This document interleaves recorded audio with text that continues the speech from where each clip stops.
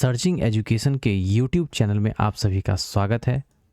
आज की क्लास में देखेंगे मैथ के कुछ महत्वपूर्ण प्रश्न। पहला प्रश्न है, एक दुकानदार ने 5 रुपये प्रति अंडे की दर से 12 दर्जन अंडे खरीदे।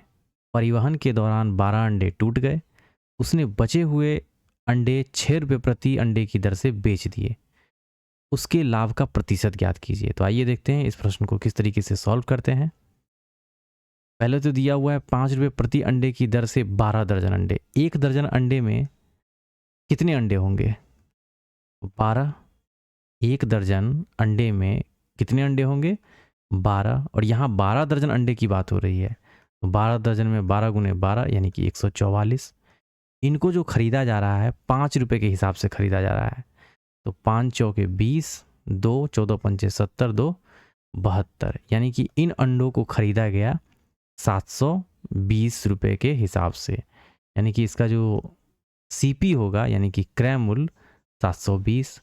अब इनमें से 12 अंडे टूट जाते हैं। 4 में से 2 गया 2, 14 में से 1 गया 13, यानी कि अब जो रेस्ट अंडा जो बच गया वो कितना बचा? 132। इन 132 अंडों को 6 रुपये के हिसाब से सेल कर दिया जाता है, यानी कि 6 रुपये के हिसाब से बेचा जाएगा। तो सेलिंग प्राइस क्या आ जाएगा? 6 दूनी 12, 13 छः 78, 1 79, यानी कि 792 जो होगा ये क्या निकल के आएगा? Selling price. अब इस सेलिंग प्राइस 792 है और कॉस्ट प्राइस जो है यानी कि क्रय मूल्य जो है 720 है। इसमें से इसको घटाइएगा तो क्या निकल के आएगा? प्रॉफिट निकल के आएगा। ये हो गया 2 और ये आ जाएगा 9 में से 2 गया, कितना हो जाएगा? 7, यानी कि 72 जो है इसको प्रॉफिट होगा।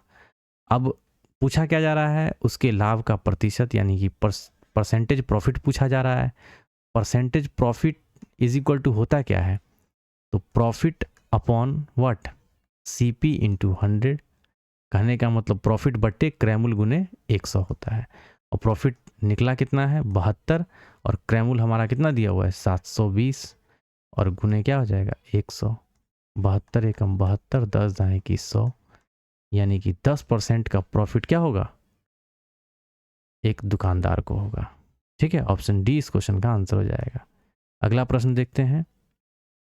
हरितेजा 4 किलोमीटर प्रति घंटा की गति से अपने स्कूल गया, यानी कि घर से कहाँ जाता है? स्कूल जाता है। कितने की स्पीड से?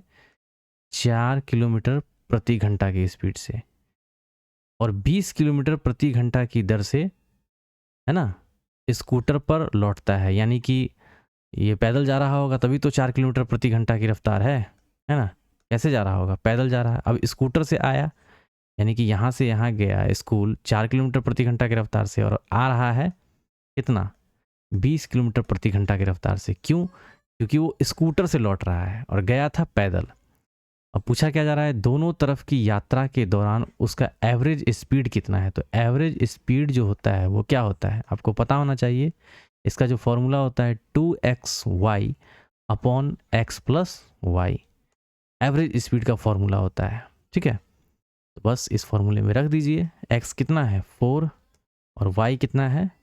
20, अपॉन में क्या आ जाएगा? 20 4 24, 4 दूनी 8, 8 दिए 24, यानी कि 20/3 किलोमीटर प्रति घंटा, क्योंकि ये भी किलोमीटर प्रति घंटा में है और ये भी किलोमीटर प्रति घंटा में है, तो आंसर भी किलोमीटर प्रति घंटा में निकल के आएगा। ऑप्शन ए इस क्वेश्चन का आंसर हो जाएगा। अगला प्रश्न देखते हैं। अंडर रूट 0.030625 अपॉन 0.001225, इसका मान ज्ञात करना है। तो सबसे पहले डेसिमल के बाद देख लीजिए नंबर कितने हैं? 1 2 3 4 5 6। नीचे भी डेसिमल के बाद 1 2 3 4 5 6 नंबर हैं, तो डेसिमल कैंसिल आउट हो जाएगा। यहाँ पे अंदर में रह जाएगा 30625 अपॉन में 1225। अब या तो इन दोनों को 5 से डिवाइड कर दीजिए, या फिर 25 का, ये 25 का डिविजिबल है ना, 25 से कट जाएगा, तो 25 से इसको काट लीजिए। 25 चौके 100 और 25 8 200, यानी कि ये 25 नवा 225 हो जाएगा। इसको काटिएगा तो 25 से कम 25, 5 25 दूनी 50, ये 6 25 दूनी 50, ये हो जाएगा 12, 25 पंचे 125। ये 7 का डिविजिबल है, इसको 7 से काटिए, 7 सत्ते 49, ये भी 7 से कट जाना चाहिए। 7 एकम 7, 5, 7 सत्ते 49, 3 52, 7 पचे 35, ये भी 7 का डिविजिबल है। 7 दूनी 14 और 7 पचे 35, तो अंडर रूट क्या निकल के आ गया 25। इसका जो वैल्यू होता है वो कितना होता है 5 होता है, क्योंकि 5 का स्क्वायर 25। 5 इस क्वेश्चन का आंसर हो जाएगा। अगला प्रश्न देखते हैं।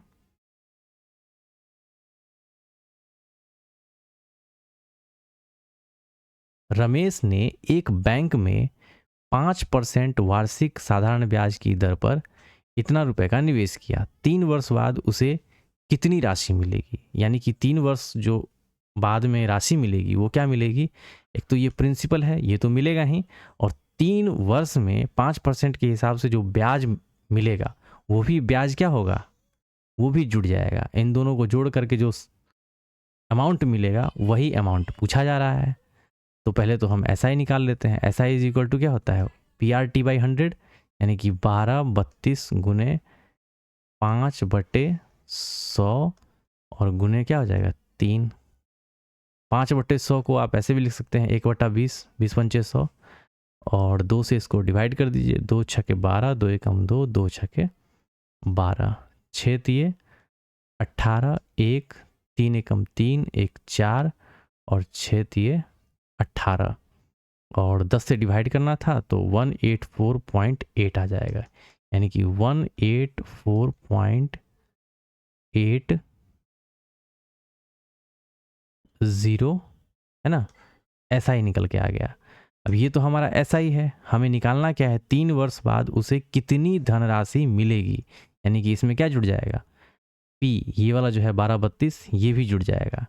तो ये हमारा P जुड़ करके अब फाइनल आंसर निकल के आ जाएगा 0, 8, 4, 2, 6 और 8 और 3 11, 2, 1, 3, 1, 4, 1, यानी कि 1416.80 ऑप्शन ए इस क्वेश्चन का आंसर हो जाएगा। ये जो अभी निकला था ये हमारा साधारण ब्याज था। साधारण ब्याज को हम मूलधन में जोड़ेंगे तो हमें क्या निकल के आएगा मिश्र धन, यानी कि P। ये क्या निकल के आएगा मिश्र धन। अगला प्रश्न देखते हैं। 2 दोस्तों अनुज और मैथ्यू की मासिक आय इतना है। ये अनुज है और ये मैथ्यूज है। इनका जो इनकम का रेशियो है वो कितना है 5:7, और उनमें से प्रत्येक प्रति माह 10,000 रुपये बचाता है। यदि उनके व्यय का अनुपात 2:3 है तो अनुज की आय ज्ञात कीजिए। अब इसका जो एक्सपेंडिचर है वो कितना है 2:3, और बचत जो हो रहा है दोनों को बराबर हो रहा है। तो इन दोनों का जो गैप है वो देखिएगा आप, ये 2 का गैप है, इन दोनों के गैप का जो है वो कितना है वो 1 है। तो हम क्या करते हैं इन दोनों के जो गैप है इन गैप को बराबर कर लेते हैं। बराबर करने के लिए 1 बराबर क्या है 2, तो इसको 2 से गुना कर दीजिए, 2 दूनी 4 और 2 तिये 6 हो जाएगा। अब देखिएगा तो इन दोनों के बीच का गैप 2 है, इनके भी बीच का गैप 2 हो गया, बराबर हो गया। 5 में से 4 यानी कि इनकम में से एक्सपेंडिचर घटाइएगा तो क्या निकल के आएगा बचत। ये 7 है, 7 में से 6 गया 1, 5 में से 4 गया 1, यही 1 किसके बराबर है 10,000 के बराबर है। ठीक है, यही क्या है ये जो बचत है 1 किसके बराबर है 10,000 के बराबर है। पूछा जा रहा है अनुज की आय, तो अनुज का इनकम कितना है 5 है ना, अनुज का इनकम रेशियो में कितना है 5, तो इसको 5 से मल्टीप्लाई कर दीजिए। 5 एकम 5, 1 2 3 4, 50,000 इस क्वेश्चन का आंसर हो जाएगा। तो ये रेशियो में क्वेश्चन था, बहुत ही अच्छा क्वेश्चन था। आप इसको VVI कर सकते हैं, अदरवाइज एक्स वाई से मतलब एक्स वगैरह मानिएगा तो थोड़ा सा लेंदी हो जाएगा। अगला प्रश्न देखते हैं। निम्नलिखित में से कौन सा एक द्विघात समीकरण है जिसके मूल 7/3 और 12/5 है, यानी कि ये अल्फा है और ये बीटा है। अब आप द्विघात समीकरण में आपने एक फॉर्मूला पढ़ा होगा, क्या फॉर्मूला है x² minus alpha plus beta into x plus alpha into beta is equal to 0। इसी फॉर्मूले पे अल्फा प्लस बीटा और अल्फा इंटू बीटा निकाल करके रख देना है, वो हमें समीकरण मिल जाएगा। अब निकाल लेते हैं alpha plus beta. Alpha plus beta कहने का मतलब 7/3 और 12/5, इनको कैलकुलेट कीजिए। तो 5 तिये 15, 3 पचे 5, 7 पचे ये हो जाएगा 35, 5 छक 30, सॉरी 5 तिये 15, 12 तिये 36, ये निकल के आ गया 35 गुना 70, 71/15। अल्फा इंटू बीटा ये क्या निकल के आया 7/3 इंटू 12/5, 3 चौके 12, 7 चौके 28/5, यानी कि अल्फा प्लस बीटा का जो वैल्यू है 71/5 और अल्फा इंटू बीटा 28/5 यहाँ पे रख दीजिए। X square alpha plus beta 71/15 x plus alpha into beta 28/5 बराबर 0। इसको कैलकुलेट कीजिएगा तो ये हो जाएगा 15 एक्स स्क्वायर है ना, इसके नीचे 1 है, माइनस 71x प्लस 5 तिये 15, यानी कि ये 3 से मल्टीप्लाई हो जाएगा, 8 त्रिक 24, 2 3 दूनी 6, 2 8 बराबर 0, यानी कि 15x स्क्वायर माइनस का 71x और प्लस क्या हो जाएगा 84। ये तो क्रॉस गुना इधर आकर के क्या हो जाएगा 15 गुने 0 बराबर 0। तो 15x स्क्वायर माइनस क्या 71x प्लस 84, ऑप्शन ए इस क्वेश्चन का आंसर हो जाएगा।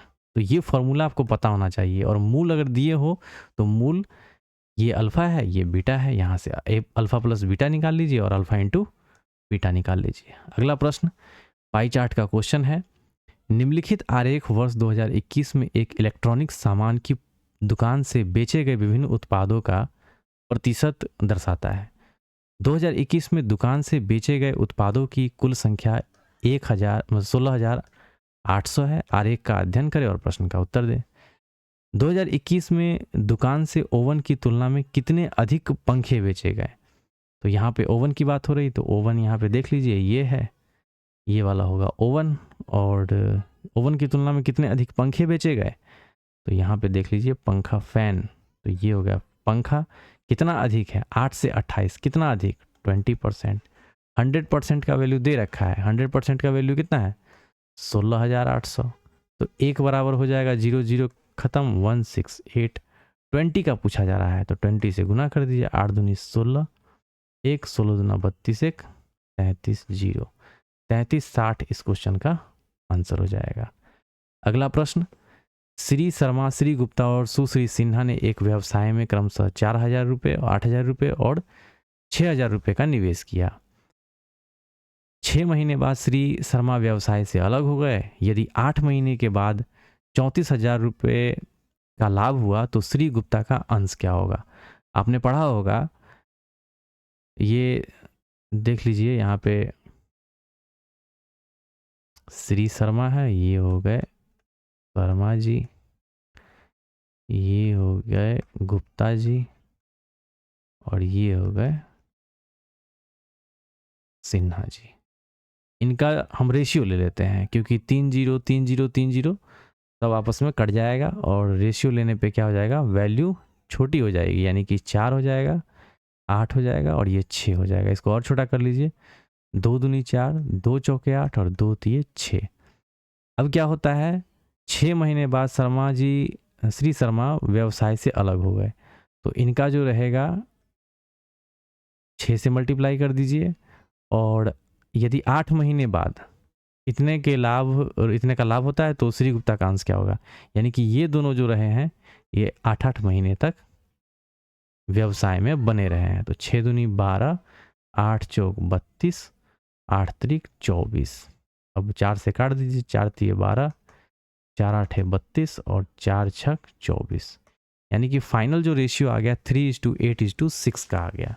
अब किसका पूछा जा रहा है, गुप्ता जी का। गुप्ता जी ये रहे, इनका क्या है 8 दिया हुआ है, 8/8 6 14 3 17। अब 8/17 को गुना कर दीजिए 34,000 से, तो हमें गुप्ता जी का जो लाभ मतलब कितना मिला वो निकल के आ जाएगा। तो ये हो गया 17 दूनी 34, 1 2 3, 8 दूनी 16,000 इस क्वेश्चन का आंसर हो जाएगा। क्लियर? तो 8 महीने के बाद 34,000 रुपये का लाभ हुआ, जिसमें श्री गुप्ता जी का जो अंश रहा वो कितना रहा 16,000। अगला प्रश्न देखिए, इस टाइप का जब क्वेश्चन हो ना, तो आप क्वेश्चन को देखिए और ऑप्शन को देखिए। ऑप्शन में क्या है, नंबर में ऑप्शन दिया हुआ है, तो ऐसे प्रश्नों में आप थीटा का वैल्यू कुछ पुट कर लीजिए, 0, 30, 60, एक अच्छा एक स्टैंडर्ड वैल्यू रखिए जिससे कि क्या हो, कैलकुलेशन आसान हो। तो यहाँ हम थीटा का वैल्यू 45 रख देते हैं। अब आप कहेंगे थीटा कहाँ है, थीटा एक्स ए कुछ भी यहाँ पे दिया जा सकता है, ठीक है। तो 1 अपॉन ये हो जाएगा, इसको यहीं पे कैलकुलेट कीजिए, 1 अपॉन कॉट एक्स का वैल्यू अगर 45 रखेंगे तो कॉट 45 कितना हो जाता है, 1, 1 का स्क्वायर 1, 1 प्लस 1 2 और 2 का स्क्वायर 4, यानी कि ये हो गया 1/4। 1045 1, 1 का स्क्वायर 1, 1 प्लस 1045 1, 1 का स्क्वायर 1, 1 प्लस 1 2 और 2 का स्क्वायर क्या हो जाएगा, 4 प्लस 1/1 प्लस क्या हो जाएगा, 1 प्लस 1 यानी कि 2। अब इसको सॉल्व कर लीजिए, 1 प्लस 1 प्लस 2 दूनी 4, 2 एकम 2, 2 1 3 1 4/4 यानी कि 1 इस क्वेश्चन का आंसर हो जाएगा। अगला प्रश्न देखते हैं, निम्नलिखित में से कौन सा समरूप त्रिभुजों का गुण नहीं है। ये त्रिभुज है, संगत भुजाओं का अनुपात बराबर संगत माध्यिकाओं का अनुपात, ये भुजाएं हैं और ये हो गया माध्यिका, है ना। क्या ये आपस में बराबर है, तो बिल्कुल ये आपस में बराबर होते हैं। अगर आपने थ्योरम पढ़ा होगा ट्रायंगल से रिलेटेड, तो संगत भुजाओं का अनुपात संगत माध्यिकाओं के अनुपात के बराबर होता है। संगत भुजाओं का अनुपात संगत परिमापों के अनुपात के बराबर होता है, तो ये भी सही है, ये भी आपस में बराबर होते हैं। संगत भुजाओं का अनुपात संगत ऊंचाइयों के अनुपात के बराबर, या ऊंचाई मतलब ये वाला दिया हुआ है जो माध्यिका है वही ऊंचाई 90 डिग्री का एंगल बनाएगा। तो संगत ऊंचाइयों का अनुपात संगत भुजाओं का अनुपात संगत ऊंचाइयों के अनुपात के बराबर होगा। अब दिया हुआ है किन्हीं दो कोणों का अनुपात किन्हीं दो माध्यिकाओं के अनुपात के बराबर होगा। अब आप देख लीजिए, यहाँ पे ट्रायंगल है, ये एंगल दिया हुआ है, ये माध्यिका के बारे में बात किया जा रहा है, ये माध्यिका है और ये क्या है, एंगल है, कोण है। तो कोण का माध्यिका से कैसा संबंध, ये कोई भी संबंध नहीं होगा इसका, ठीक है। ये तो सीधा सीधा दिख रहा है, कोण का कोण से संबंध होगा, माध्यिका का भुजा से हो सकता है, परिमाप से हो सकता है, ठीक है। तो ये ऑप्शन गलत है ना। सिमिलैरिटी के फॉर्मेट में ये आपस में बराबर नहीं होंगे। अगला प्रश्न देखते हैं, 2 अंकों की संख्या में अंकों का योग 9 है, यदि संख्या का मान इकाई अंक के 5 गुने से 6 अधिक है तो संख्या क्या होगी। ऐसे प्रश्न हो तो थोड़ा सा आप ऑप्शन पे भी नज़र डालिए। ऑप्शन देखिए 4 5 है, यानी कि 5 4 9, 8 1 9, 7 2 9, 6 3 9, यानी कि चारों ऑप्शन का जो सम है 9 है, यानी कि पहला कंडीशन फुलफिल हो रहा है। अब यहाँ से दूसरा कंडीशन कह रहा है, यदि संख्या का मान इकाई अंक के 5 गुने से 6 अधिक है। इकाई अंक कितना है 5, इसका 5 गुना करिए तो 5 25, 25 और 4 29, क्या 45 29 के बराबर है। इकाई अंक का है ना 5 गुना, यानी कि 5 25, 25 में 6 जोड़िए, नहीं 25 में 6 जोड़ना है, कोई नहीं, 50 25 और 25 में आप 6 जोड़ेंगे तो कितना हो जाएगा 31। क्या 31 और 45 आपस में बराबर है, नहीं है।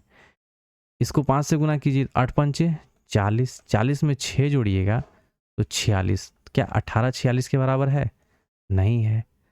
7 को 5 से गुना कीजिएगा तो 7 पचे 35, 35 6 41, क्या 41 27 के बराबर है, ये भी नहीं है।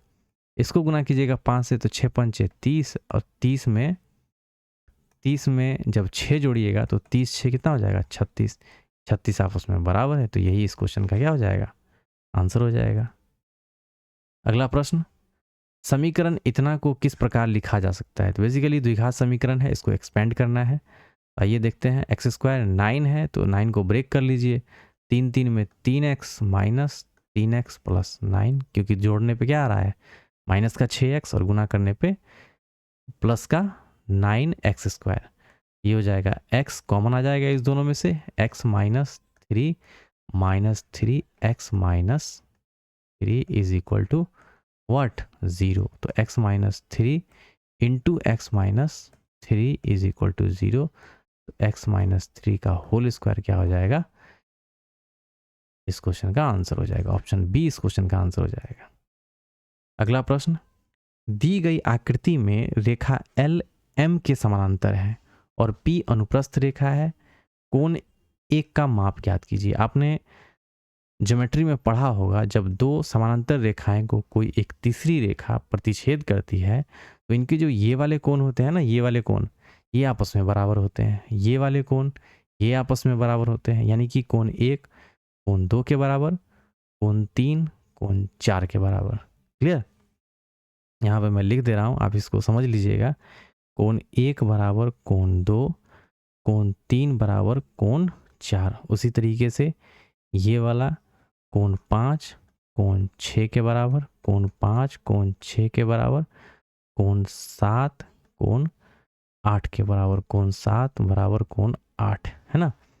अब ये 3 और 5 ये ऑपोजिट एंगल है, तो कोण 3 बराबर कोण 5 ये भी आपस में बराबर होंगे, और कोण 6 बराबर कोण 4 ये भी ऑपोजिट एंगल है, ये भी बराबर होंगे। अब ये बराबर है तो कोण 7 बराबर कोण 1, कोण 7 बराबर कोण 1, और कोण 8 बराबर कोण 2, कोण 8 बराबर कोण 2, है ना। इसी पे इतने तरीके से क्वेश्चन फॉर्म किया जाता है, ठीक है। और इसमें एक और चीज़ समझ लीजिए, कोण 3 और कोण 2 यानी कि ये वाला एंगल और ये वाला एंगल, इन दोनों का जो सम होता है वो 180 डिग्री के बराबर होता है। कहने का मतलब ये 180, तो कोण 7 और कोण 6 इनका भी सम क्या हो जाएगा, 180 डिग्री। अब ज़्यादा नहीं पढ़ते हैं, ठीक है ना, आगे भी बहुत सारा कॉन्सेप्ट है इसी में, आगे दूसरे वीडियो में और आपको समझा देंगे। फिलहाल क्वेश्चन पे आते हैं। क्वेश्चन में ये वाला एंगल और ये वाला एंगल, जैसा कि यहाँ पे मैंने कंडीशन बताया, उसके अकॉर्डिंग ये दोनों आपस में बराबर है। तो 2x + 10 = x + 80, तो 2x में से 1x घटाइएगा तो x = 80 में से 10 गया तो ये हो गया 70। अब x का वैल्यू 70 आ गया, 70 और 80 8 7 15 यानी कि ये आ गया 150। ये 150 तो अपोजिट एंगल आपस में बराबर, तो ये 150 तो ये एंगल 1 भी क्या हो जाएगा, ये भी 150 हो जाएगा। ऑप्शन सी इस क्वेश्चन का आंसर हो जाएगा। अगला प्रश्न देखते हैं, दो संख्याओं का गुणनफल इतना है और उनका एचसीएफ इतना है, तो उनका एलसीएम क्या होगा। आपने पढ़ा होगा, LCM into HCF = P into Q, यानी कि एक संख्या गुने दूसरी संख्या। एलसीएम क्या है, एलसीएम निकालना है ना, एलसीएम ज्ञात करना है। एलसीएम इंटू एचसीएफ कितना है, 8 है। दो संख्याओं का गुणनफल कितना है, 1472। 8 से डिवाइड कीजिए तो एलसीएम निकल के आ जाएगा। 8 एकम 8, 8 6 14, 8 8 64, 3 67, 8 चौक 32, 184 जो है इसका एलसीएम निकल के आ जाएगा। अगला प्रश्न देखते हैं, निम्नलिखित रेखा आरेख का ध्यानपूर्वक अध्ययन करें और प्रश्न का उत्तर दें। देखिए, India's rice export value in crore ये वाला दिया हुआ है, वैल्यू दिया हुआ है। क्वांटिटी इन 1000 कंटेनर्स, ये कंटेनर्स का इस तरीके से दिया हुआ है। क्वांटिटी अपॉन वैल्यू ये इस तरीके से दिया हुआ है चार्ट। आप इस चीज़ को समझिए, देखिए। अब क्वेश्चन यहाँ से स्टार्ट है। क्वेश्चन क्या पूछा जा रहा है, मान लीजिए कि यदि वर्ष 2020 में प्रति कंटेनर बेचे गए, यानी कि 2020 की बात हो रही है, 2020 में प्रति कंटेनर बेचे गए माल का औसत मूल्य वर्ष 2019 के समान था, तो वर्ष 2020 में कुल निर्यात का अनुमानित मूल्य क्या होगा करोड़ में, यदि वर्ष 2020 में कंटेनरों की संख्या अपरिवर्तित रहती है। क्या बोला जा रहा है, 2019 में प्रति कंटेनर बेचे गए सामान का औसत मूल्य हम निकाल लेते हैं। तो 2019 में प्रति कंटेनर बेचे गए सामान का औसत मूल्य क्या हो जाएगा, 130, ये 130 है, और किसमें 280 में 130 से डिवाइड करेंगे तो हमें 2019 में प्रति कंटेनर बेचे गए सामान का एवरेज प्राइस मिल जाएगा। 0 से 0 खत्म, ये हो जाएगा 28/13। अब क्या बोला जा रहा है, 2020 में कंटेनरों की संख्या अपरिवर्तित रहती है, तो 2020 में कुल निर्यात का अनुमानित मूल्य क्या होगा, तो अनुमानित मूल्य हो जाएगा 28/13 गुने 180। ठीक है, तो यहाँ पे हो जाएगा 13, इसको 18 से गुना कर दीजिए, 18 8 180 44 4, ये हो जाएगा 14, 18 दूना 36, 4 40 10 50, 50 40, इसमें 13 से डिवाइड कर दीजिए, 13 तिये 39, 13 चौका 52, यानी 13 तिये 39, 10 में से 9 गया 1, 4 में से 3 गया 1, 4 18 13 है और लास्ट स्टार्टिंग 3 से है, तो देखिए यहाँ पे 3 से कौन सा स्टार्ट हो रहा है, तो ये और ये तो नहीं होगा, या तो ये होगा या तो ये होगा। 13 8 13 8 104 104। अब आगे देखिए दूसरे नंबर पे ही क्या है, ये 4 है, ये 8 है, तो यही इस क्वेश्चन का क्या हो जाएगा, आंसर हो जाएगा। आगे कैलकुलेट करने की ज़रूरत नहीं है, ठीक है। ऐसे जब लेंदी जब कैलकुलेशन हो तो जहाँ से आपका आंसर मैच कर रहा है वहीं से टिक बढ़ा करके आगे आप बढ़ सकते हैं। पहली 8 अभाज्य संख्याओं का योग 7 से विभाजित करने पर डैश के बराबर होगा। पहली 8 अभाज्य संख्या है, यानी कि अभाज्य संख्याओं का सम करना है और उसको 7 से विभाजित कर देना है। तो अभाज्य संख्या कहाँ से स्टार्ट हो जाता है, 2 से स्टार्ट हो जाता है। 2 3 5 7 11 13, कितने हो गए, 1 2 3 4 5 6, उसके बाद 13 के बाद 17, 17 के बाद 19, तो ये हो जाएंगे 1 2 3 4 5 6 7 8, 8 अभाज्य संख्या हो गया। इनको जोड़ दीजिए, 3 2 5 5 10 10 7 17 17 1 18 2 20 1 21 21 7 28 28 2 30 30 7 37 का 7 3, 3 के बाद 1 4 1 5 1 6 1 7, यानी कि 77। इसको 7 से डिवाइड कीजिएगा तो कितना आ जाएगा, 11 इस क्वेश्चन का आंसर आ जाएगा। अगला प्रश्न देखते हैं। सरल करना है, एक्स स्क्वायर वाले टर्म को एक्स स्क्वायर से मैच कराइए, कैलकुलेट कीजिए, और 2x एक्स वाले टर्म को एक्स वाले टर्म से, और जो सिंपल फॉर्मेट में दिया हुआ है उसको इससे कैलकुलेट कर लीजिए। तो 3/2 एक्स स्क्वायर अपॉन 2 है, तो ये इसका एलसीएम हो जाएगा 2, और 3x square plus 1x square, ये हो जाएगा 4x स्क्वायर अपॉन 2, यानी कि ये हो जाएगा एक्स स्क्वायर, यानी कि इसका वैल्यू आ गया एक्स स्क्वायर प्लस का 2x माइनस का 6x, तो ये मिलेगा आपको माइनस का 4x। यहीं से देख लीजिए, 2x square plus 4x plus 4x, ये दोनों तो होगा नहीं, माइनस 4x। अब ये +1 होगा कि -1 होगा, ये चेक करना होगा। तो ये हो जाएगा प्लस का 1/2 और माइनस का क्या है 3/2, इसी को कैलकुलेट करना है, ठीक है। यहाँ पे देख लीजिए ये क्या आ रहा है, ये हो जाएगा 2, ये हो जाएगा 1 माइनस 3, यानी कि माइनस का 2/2, यानी कि माइनस का 1। तो एक्स स्क्वायर माइनस 4x और ये प्लस माइनस -1, यानी कि ऑप्शन ए जो होगा इस क्वेश्चन का आंसर हो जाएगा। अगला प्रश्न, एक सही घड़ी की मिनट की सुई 3 घंटे 10 मिनट की अवधि में कितनी कोणीय दूरी तय करेगा। तो इससे पहले के सेट में भी इसी टाइप का क्वेश्चन था, अगर आपने नहीं देखा है तो उस वीडियो को जाकर के देखिए, काफ़ी बेहतरीन क्वेश्चन बताए गए हैं उसमें, ठीक है। हर एक सेट में कुछ ना कुछ आपको नया देखने को मिलेगा, कुछ नए क्वेश्चंस देखने को मिलेंगे। जितना आप उस प्रीवियस ईयर क्वेश्चन को प्रैक्टिस करेंगे उतना ही ज़्यादा आप अच्छे से स्कोर कर पाएंगे अपने पेपर में। तो आइए देखते हैं इसको सॉल्व कैसे करते हैं। तो मिनट की सुई की बात हो रही है ना, 1 घंटे में मिनट की सुई कितने डिग्री का एंगल बनाती है।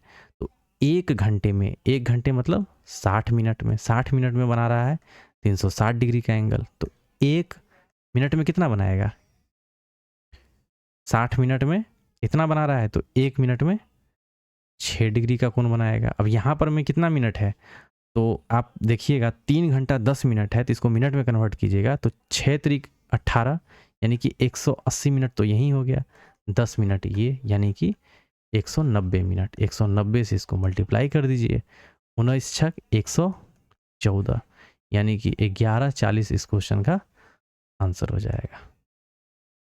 अगला अलजेब्रा का क्वेश्चन है, बहुत ही बेहतरीन है, थोड़ा ध्यान से समझिएगा इस प्रश्न को।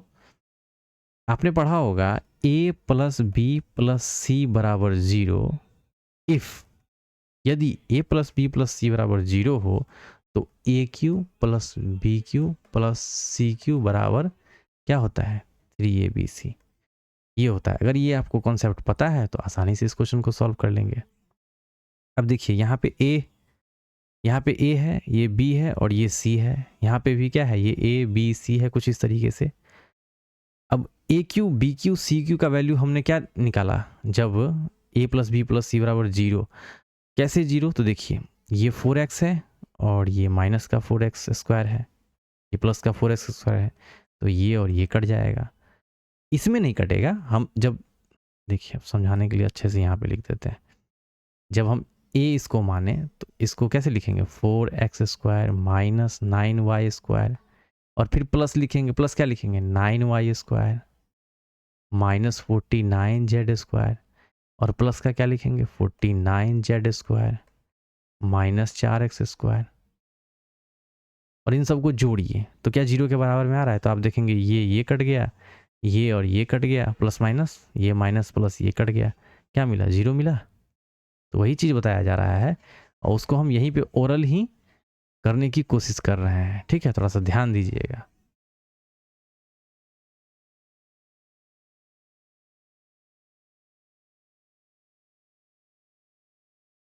तो हमने ए बी सी मान लिया और तीनों का सम जीरो आ रहा है, तो ए क्यू बी क्यू, अब यहाँ पे A Q B Q C Q दिया हुआ है, तो इसका वैल्यू क्या है 3abc, 3 है ना, ए बी सी। अब ए को कैसे लिख सकते हैं, तो देखिए हम सिर्फ इतने की इस पार्ट की बात कर रहे हैं, इस पार्ट की बात करेंगे तो 4x square minus 9y square, इसको आप कैसे लिख सकते हैं 2x का होल स्क्वायर माइनस 3y का व्हाट होल स्क्वायर, ये ए स्क्वायर माइनस बी स्क्वायर, ए प्लस बी ए माइनस बी, यानी कि 2x plus 3y into 2x minus 3y। तो आप इसके जगह पर डायरेक्ट ये लिख सकते हैं, तो वही चीज़ करते हैं, ठीक है। अब ये तो समझ में आ गया ना कैसे हमने निकाला है, फिर से बताएंगे तो समझ में आ जाना चाहिए आपको, ठीक है। आप भी मेरे साथ साथ सोचने की कोशिश कीजिएगा तो क्वेश्चन को और अच्छे तरीके से समझ पाइएगा। तो यहाँ पे आ गया 3, अब इस वाले पार्ट को हम डायरेक्ट लिख लेते हैं, माइंड में ही कैलकुलेट करते हैं, 2x स्क्वायर और 3y स्क्वायर, तो ये हो जाएगा 2x plus 3y into 2x minus 3y।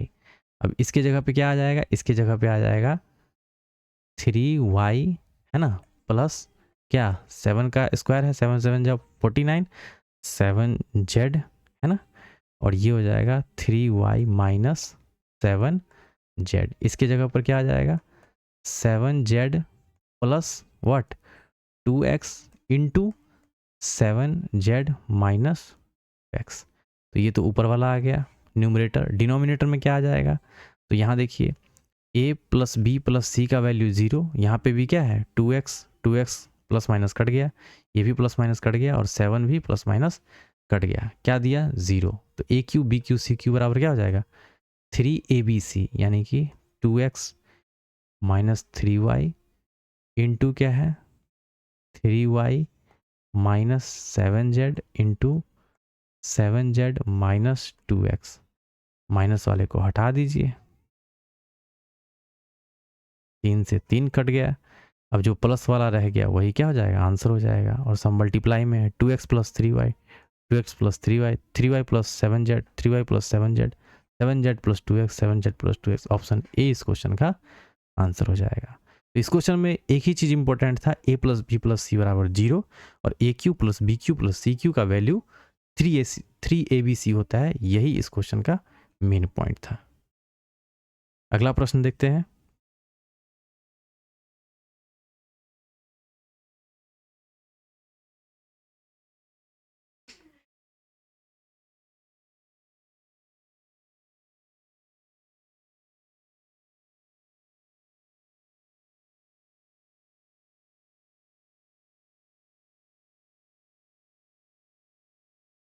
ए और बी मिलकर एक कार्य को 8 दिनों में पूरा करते हैं, ठीक है। ए प्लस बी दोनों मिलकर के कितने दिनों में पूरा करते हैं 8 दिन में पूरा करते हैं। यदि बी ए से 25% अधिक दक्ष है, यानी कि ये बी है ये ए है, 25% कहने का मतलब क्या है 25/100 यानी कि 1/4। ये अगर 4 है तो इसकी जो एफिशिएंसी होगी वो कितनी होगी, वो 5 होगी। ए की अगर एफिशिएंसी 4 है तो बी का क्या हो जाएगा, यानी कि बी जो है ए से 25% अधिक एफिशिएंट है काम करने में, तो इसका हो जाएगा 5 और इसका हो जाएगा 4। तो ए अकेले उसी कार्य को कितने दिन में पूरा करेगा। सबसे पहले क्या करना है, टोटल वर्क निकाल लेना है। टोटल वर्क कैसे निकालेंगे,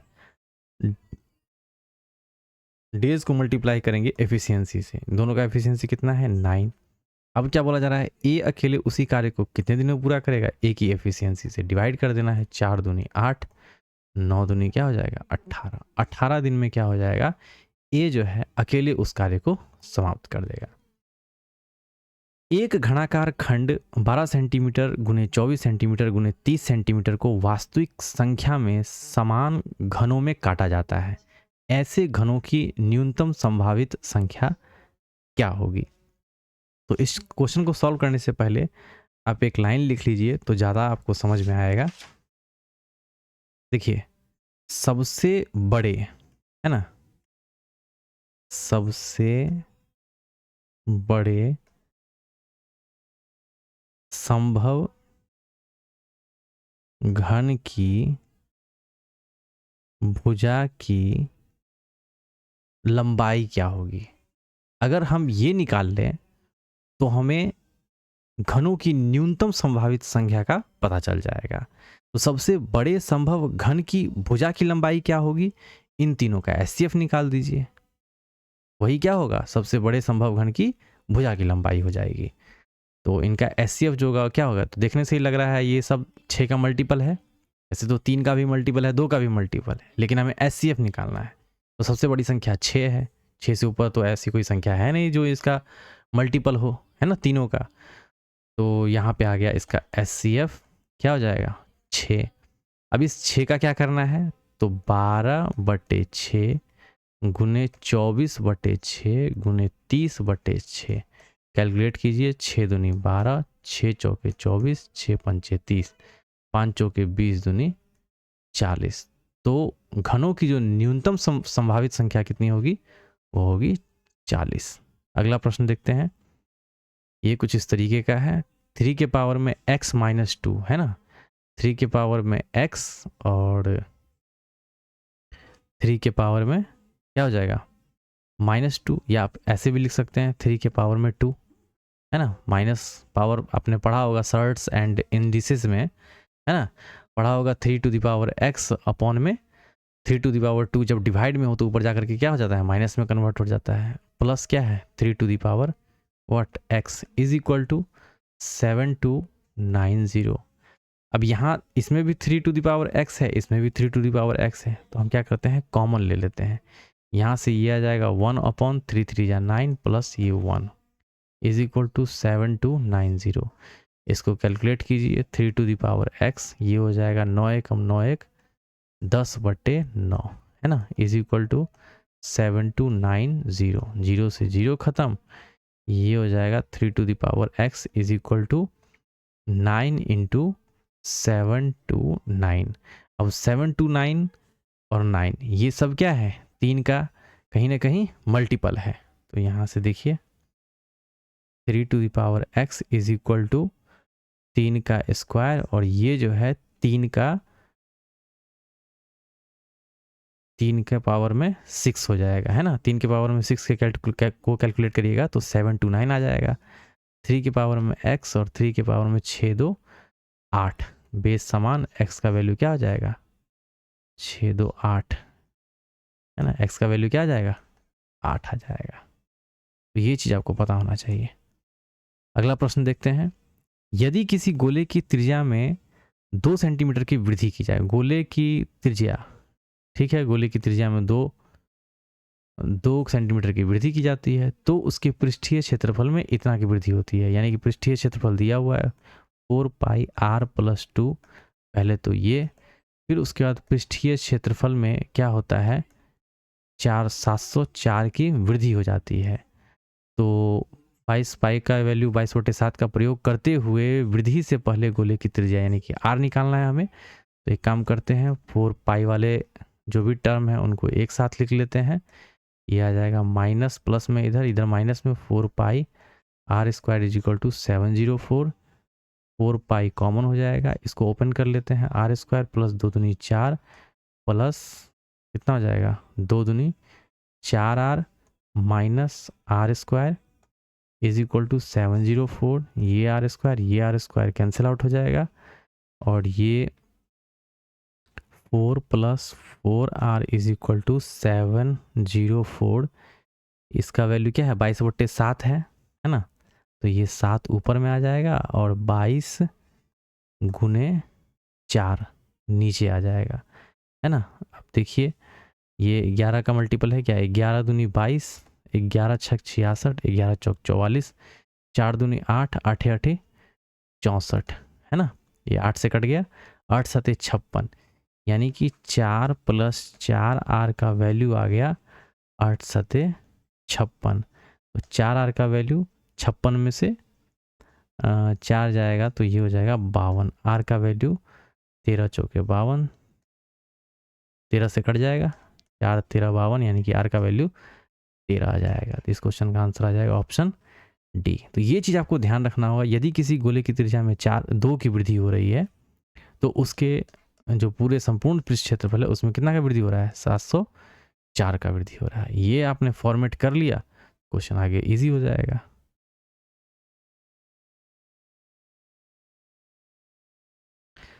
अगला प्रश्न देखते हैं, यदि माध्यक 28.5 है तो x ज्ञात कीजिए। ये वर्ग अंतराल है, ये बारंबारता है, यहाँ पे ये x पूछा जा रहा है।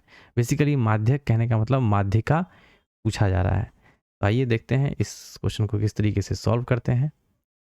सबसे पहले तो आप संचयी बारंबारता निकाल लीजिए। देखिए यहाँ पे ये वर्ग अंतराल है 0 to 10, 10 से 20, 20 से 30, 30 से कितना है 40, 40 से 50, 50 से 60। इसकी जो फ्रीक्वेंसी दे रखी है वो देखिए 5x, 20, 15, 7 और 5। अब यहाँ से संचयी बारंबारता निकाल लेते हैं। संचयी बारंबारता क्या हो जाएगा, ये 5, 5 में x जुटेगा तो ये हो जाएगा 5 + x, 20 में 5 + x जुटेगा तो ये हो जाएगा 25 + x, 25 में 15 जुटेगा तो 25 5 30 10 40 + x, क्योंकि x सब में जुट रहा है तो ये भी x जुटते जाएगा सब में। 40 और 7 47 + x, 47, 3 50 2 52 + x। अब ये संचयी बारंबारता हमने निकाल लिया। अब हम यहाँ से निकालेंगे n, है ना। n का वैल्यू क्या हो जाएगा, सबको जोड़ दीजिए। तो 20 10 30 5 35, 35 5 40, 40 5 45, 45 2 47, 47 3 50 2 52 + x। n का वैल्यू आ गया 52 + x। अब आपको पता होना चाहिए माध्यिका का जो फॉर्मूला होता है वो क्या होता है, lower limit plus what, n/2 minus CF upon में क्या है 2 अपॉन में f, और मतलब फ्रीक्वेंसी हो जाएगा ये बेसिकली, और इनके इनटू में क्या आ जाएगा, हाइट। अब मीडियन तो यहाँ पे दिया हुआ है ना, कितना दिया हुआ है 28.5, और लोअर लिमिट किसका होगा, तो देखिए ये जो माध्यिका 28.5 है ये है कहाँ, तो आप देखेंगे 20 और 30 के बीच में कहीं ना कहीं आपको मिलेगा 28.5। तो इसकी जो लोअर लिमिट होगी वो कितनी है 20, तो वो हमने 20 लिख लिया। लोअर लिमिट कहने का मतलब 20 ये वाला। अब n/2, तो यानी कि ये n है और इसको 2 से डिवाइड कर दीजिए तो n/2 मिल जाएगा। तो ये हो जाएगा 52 + x/2 और माइनस CF। अब CF क्या होगा, तो यहाँ पे ये जो दिया हुआ है क्लास इंटरवल जो भी है वर्ग अंतराल, इसके पहले का जो संचयी बारंबारता होगा ना, इसकी जो संचयी बारंबारता है उसके पहले का जो संचयी बारंबारता होगा वो होगा CF, यानी कि 5 + ये x होगा, और अपॉन में फ्रीक्वेंसी, इसका जो देखिएगा फ्रीक्वेंसी कितना है 20 है तो 20 से डिवाइड कर दीजिए। और हाइट कहने का मतलब क्या है, इन दोनों के बीच का गैप कितना का आ रहा है 20 और 10 30, यानी कि 10 का गैप है। तो ये तो सीधा सीधा दिख रहा है, 0 से 0 खत्म। ये इधर आ जाएगा तो कितना घटेगा, 28.5 में से 20 घटाइएगा तो 8.5 बराबर, इसको कैलकुलेट कर लीजिए, ये हो जाएगा 52 + x ये नीचे एलसीएम लीजिएगा तो ये तो हो जाएगा 2 और ये 52 प्लस एक्स और ये माइनस माइनस का क्या देगा, 2 से गुना कर दीजिए, माइनस का 10 और माइनस का क्या हो जाएगा, 2x है ना, 2x अपॉन में क्या हो जाएगा, अपॉन में क्या है, अपॉन में 2 है ना। तो ये सेंटर वाला लाइन है ना, बराबर के बीच का लाइन ये है, ध्यान रखिएगा, इसको कंफ्यूज मत कीजिएगा। ये ऊपर में है न्यूमरेटर अपॉन डिनोमिनेटर और ये न्यूमरेटर है, न्यूमरेटर अपॉन डिनोमिनेटर क्या है, 1 है, ठीक है। अब इसको सॉल्व कर लीजिए। 8.5 is equal to 52 minus 10 is equal to क्या हो जाएगा, 42 और ये हो जाएगा minus x plus x minus 2x, ये हो जाएगा माइनस का x और अपॉन में 2 और ये हो जाएगा, एक ऊपर जाएगा और 2 नीचे आ जाएगा अपॉन में 2, ठीक है। पेज थोड़ा सा बढ़ा लेते हैं।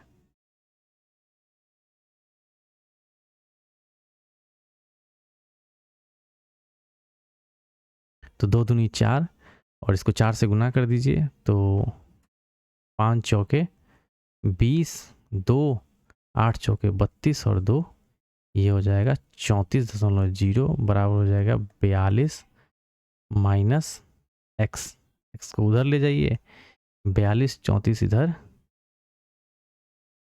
आ जाएगा, है ना, मतलब 42 ये इधर रह गया और 34 को उधर लेके जाएंगे तो ये प्लस में है, ये माइनस में आ जाएगा, 34 6 40 2 42 यानी कि 8। तो x का जो वैल्यू मिलेगा वो हमें क्या मिलेगा, 8 मिलेगा। बड़ा ध्यान से कैलकुलेशन को करने की ज़रूरत थी।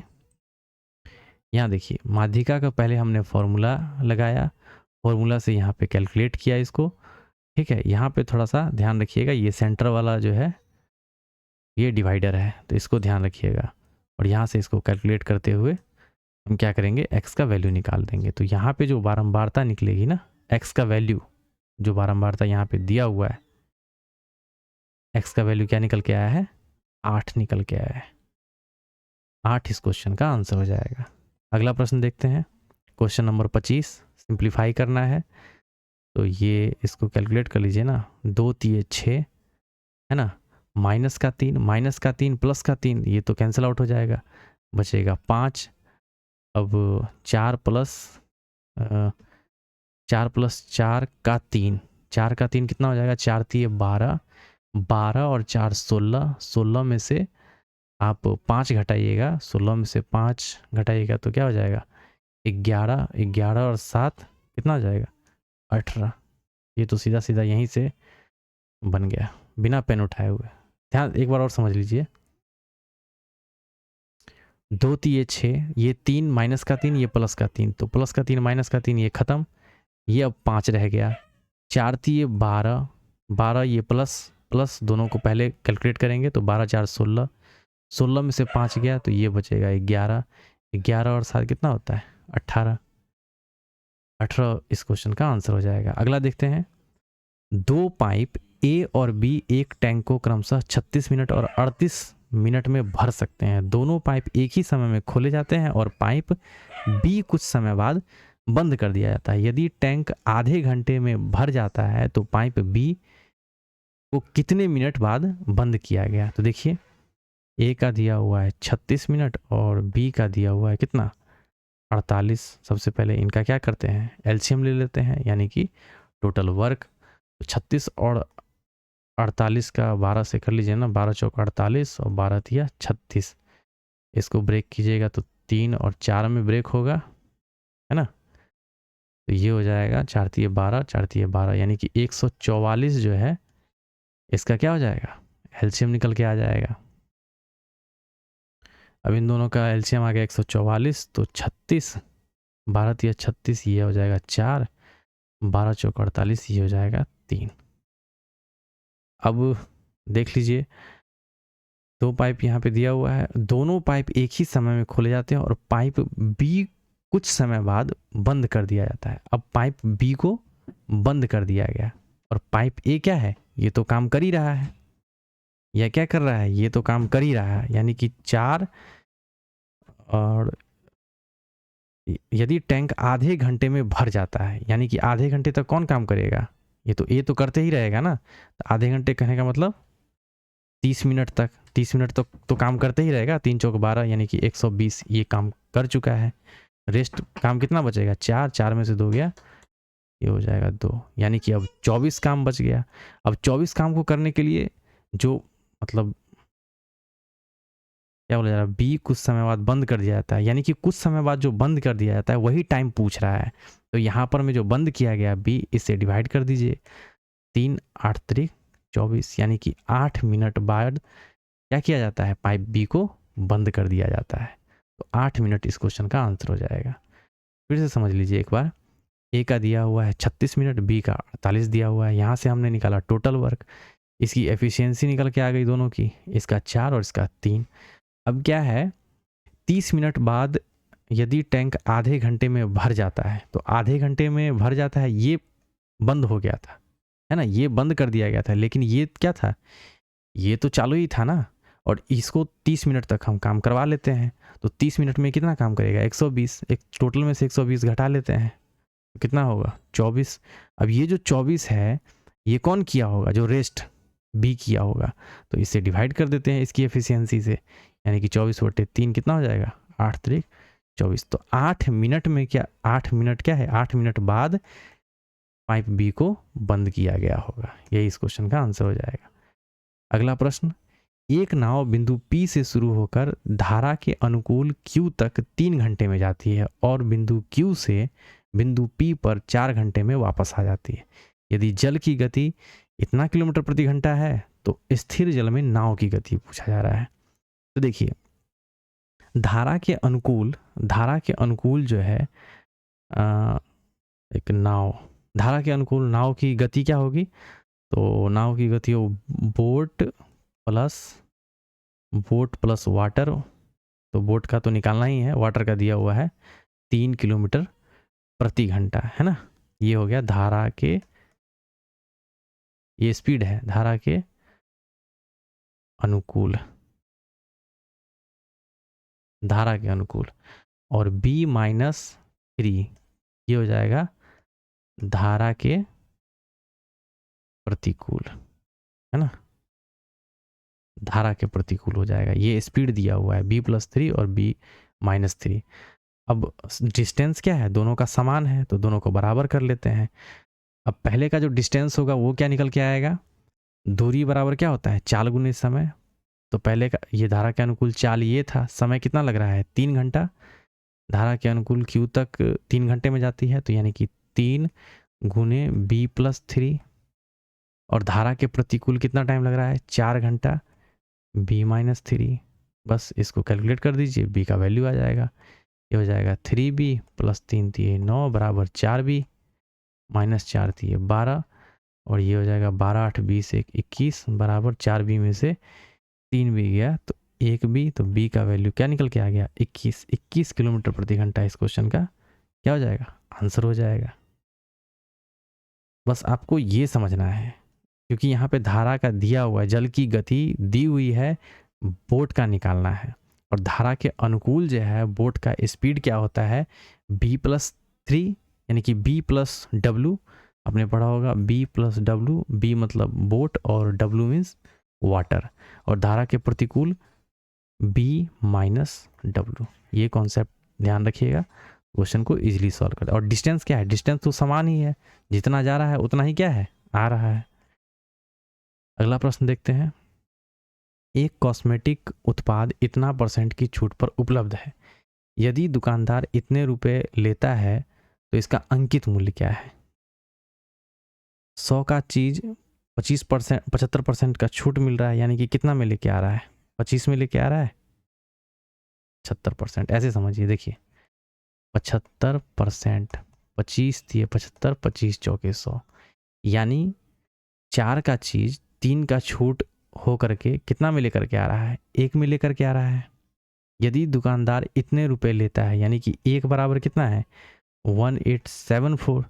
तो पूछ रहा है इसका अंकित मूल्य क्या होगा, यानी कि 4 बराबर क्या होगा, तो 4 से गुना कर दिए, 4 चौके 16, लास्ट में 6 देख लीजिए। यही इस क्वेश्चन का क्या हो जाएगा, आंसर हो जाएगा। 4 चौके 16 का 6 1, 7 चौक 28 1 29, 18 चौक 72 73 74 96। ठीक है, इसको समझ में आया कि नहीं आया? फिर से समझिए। देखिए, एक कॉस्मेटिक उत्पाद 75% छूट पर उपलब्ध है। कोई कस्टमर गया है ना कॉस्मेटिक की दुकान पे और 75% का डिस्काउंट मिलता है। यानी कि कितना मिल रहा है, कितना मिल लेकर के आ रहा है? 75%, 25 दिए 75, 25 चौका 100, यानी कि 4 का चीज़ 3 का तो छूट मिला है, लेके कितना में आ रहा है? तो 4 में से 3 गया, 1 में लेके आ रहा है। यदि दुकानदार इतने रुपए लेता है, यानी कि 1 का वैल्यू कितना? 1874।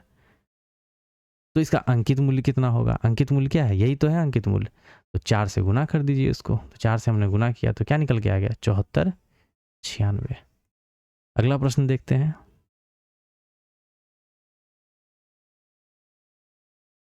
तो ये शायद लास्ट ही क्वेश्चन था आई थिंक।